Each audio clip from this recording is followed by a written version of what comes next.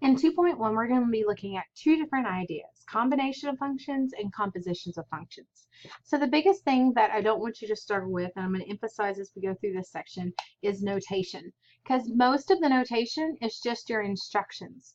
They're not going to, in words, say do this or do that. You're just supposed to know by the notation the process that you're going to take. So part one, we're going to be looking at combinations of functions, algebraic operations on the functions. In part A, we're going to be looking at sum. So make sure you have that written in your notes somewhere so you understand the notation as you encounter it in the homework. So you'll notice here when I'm doing sum, this is what I was giving you. They're going to say f plus g all in one parentheses of x. And that means take your f function and add it to your g function. So you might be given this notation, but more predominantly, and especially in an exam situation, you're going to be given this information. And all they would say is f of g of x equals, and so you're going to have to know that that notation means add your f function with your g function. So let's do that here with this example.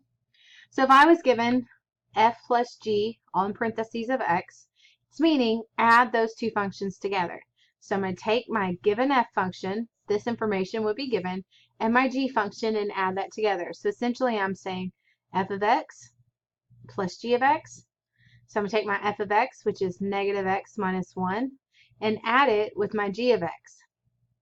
Now you'll see, as we move on in other operations, I always put things in parentheses. In the case of addition, it kind of doesn't change things for me. But in the case of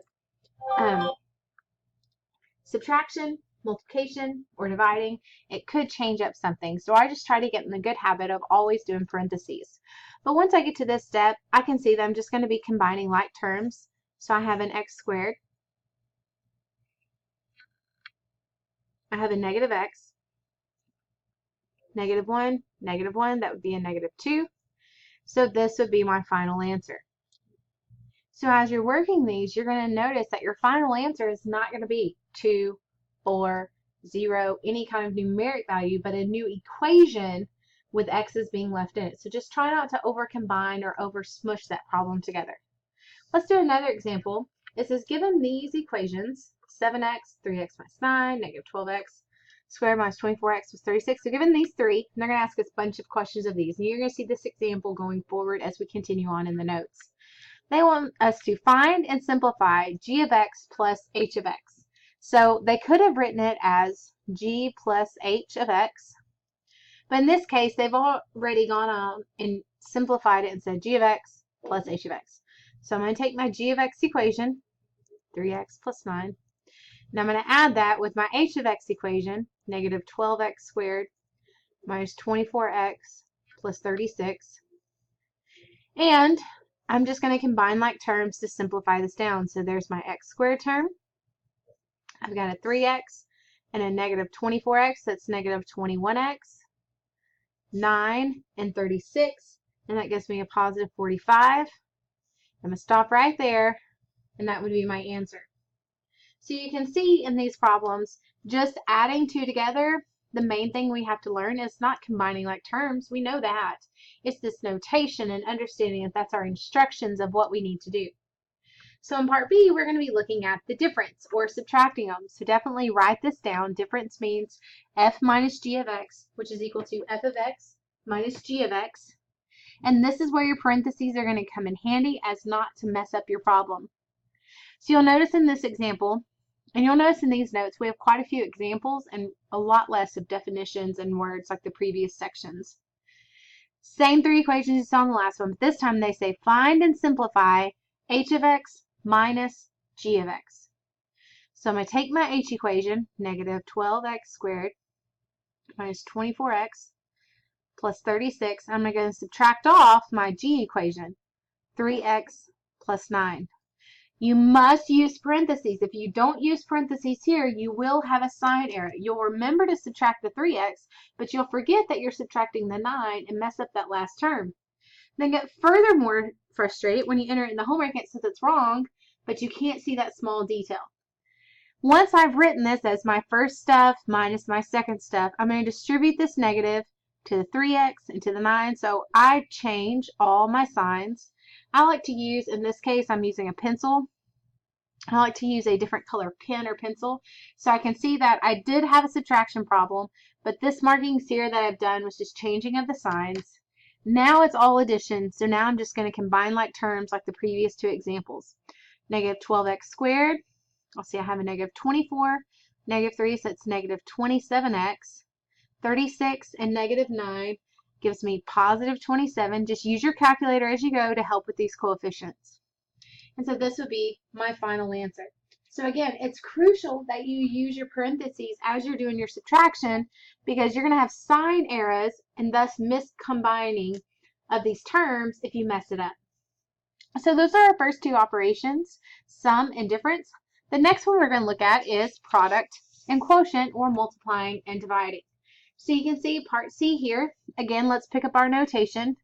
You're going to see f of g of x, meaning multiply your f function times your g function, and I would always include your parentheses when you're working these as well.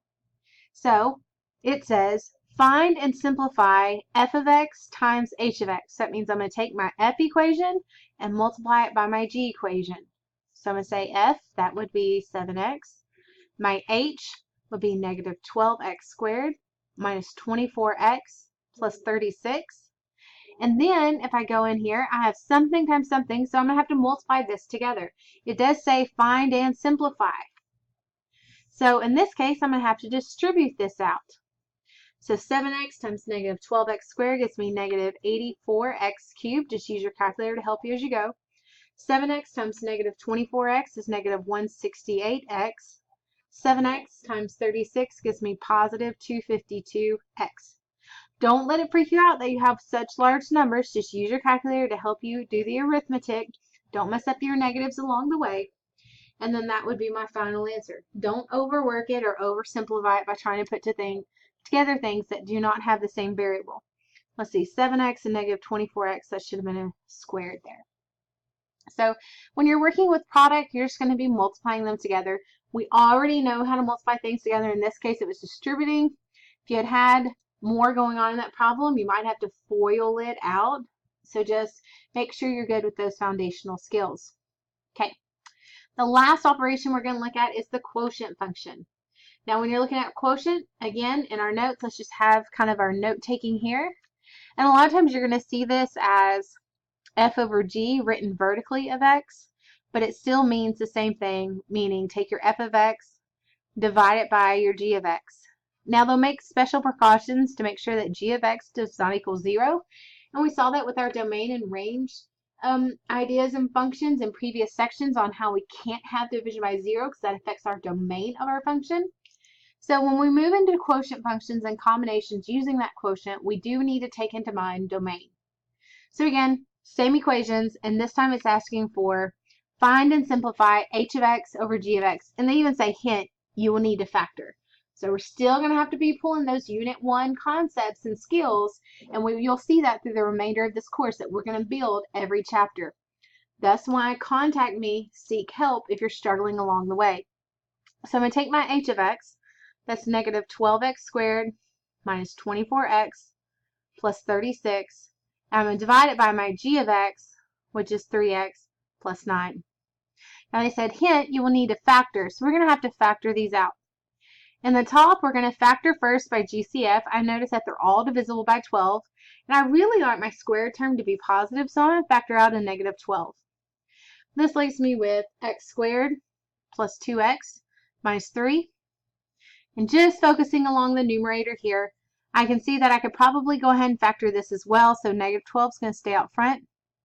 I'm going to factor this into the two binomials that I multiplied to get it. So it would be x and x. My back sign is negative, so it's going to be different signs. I want to think, well, to multiply to give me negative 3, add to give me positive 2, that'd be a positive 3, and a negative 1. Again, all going back to Unit 1. On the bottom, I see that they have a GCF of 3, so I'm going to factor a 3 out here, leaving me with x plus 3, carrying it along over here. Now I can see from this problem that they both have an x plus 3 on top, and because I have multiplication going on, I can cancel on the top and bottom, leaving me with negative 12 divided by 3, which is negative 4, with an x minus 1 left over. And so this problem simplified out really nicely, but we didn't see that in step 1. So as always, when you're working your math problem, do small steps along the way. Do little steps. Evaluate what you have. Do a little step. Evaluate what you have until you finally get to where you have no more steps that you can take. So in the case of domain, what would be the domain of this function? This is just a linear function. So its domain would be negative infinity to infinity. No issues there with division by 0, but I did not see that here. I had to wait till I simplified it down to understand what the domain of this function was. Now let's look at this one. It says the domain restriction for g of x over f of x. So first thing I have to do is actually divide it and simplify down if I can. Then I can better answer the question of domain. So I'm going to take my g function, 3x plus 9. I'm going to divide it by my f function, which is 7x. In this case, I was able to factor and simplify, but you see my denominator here was a binomial. I had things being added together. In the case of a monomial, or one term on bottom, I can just divide directly each term. So this would give me 3x over 7x plus 9 over 7x. That simplifies down into 3 over 7 plus 9 over 7x. So that's my simplified g of x over f of x. But the question asks for domain. Now I can look at that like a problem and go, okay, where are going to be my problem areas in terms of x's or domain? It's going to be if I have division by 0 right here. So I say 7x, what if it was 0? I solve. I get x to be 0 over 7, which is 0. So now I know my domain for this function would be in interval notation, negative infinity to 0, union with 0 to positive infinity. Essentially, everything but 0. So you can't leave behind concepts from Unit 1. We're going to build on them as we move forward. So the first half was all about combinations. Sum, difference, product, quotients. The next part is going to be dealing with compositions. And again, it's not going to be difficult to do compositions, and I'm going to show you a process that will benefit you in looking at them. Now, I always try to put more information in your notes. If you want to come back to it without me talking about it, you'd have something to read at and look at. And really, I try to break down that textbook so that you get just the essential information. And so it says composition of functions, part 2. A general note of composition of function is when the output of one function is used as the input of another. We call the entire operation a composition of functions. For any input x and fraction functions f and g, this action defines a composite function, which we write as f composed with g. So if you're writing anything down right now, I would encourage you to write this down right here. And it's kind of hard to see. There it went. You'll notice that this operand right here is just an open circle. And so sometimes it looks like the word fog. So you're going to say this is read as f composed with g, or it could be written as you're going to take your f function and plug your g function into it. So when I'm working with this, here's what I like to tell students as a process, and you're not going to find this in your textbook. Whatever letter is first, you're going to use as your template. And whatever letter is second is going to be what you're plugging in. And I'm going to use this concept of template and plug in, and I'm going to work several examples for you to finish out this lecture. So here's the 2 equations I'm working with. I'm going to answer some questions about these 2 equations. F composed with G. So you can see that I already have the F on the outside, the G on the inside. So that means this is going to be my template, and this is going to be what I plug in. And I'm going to use that as I go. So first thing I'm going to do is I want to create my template. So I'm going to look at my F equation, and I'm going to rewrite that F equation, and anywhere I had an X, I'm going to put a large parentheses. So I'm going to have, instead of X squared, something squared. Then I'm going to take my second letter, my plug-in letter, and put all of that equation everywhere I had parentheses. So I'm going to put in an X plus 2. So this would be F composed with g of x, which is equal to x plus 2, the whole thing squared. Now I could finish this out and say, okay, well then that's x plus 2 times x plus 2, FOIL or distribute that out, and that ends up with x squared plus 4x plus 2 is my final answer. But I want to emphasize this template and plug-in process as I move forward. So now you can see we're doing g composed with f. So that means I'm going to take my g function, And everywhere I had an x, I'm going to put a big blank parentheses. So I'm going to have something plus 2, so I'm going to say something plus 2. And then I'm going to plug in the second letter. So the plug-in is this f equation. So everywhere I have a big blank, I'm going to put in my f equation, which is x squared. So I'm going to put an x squared in there.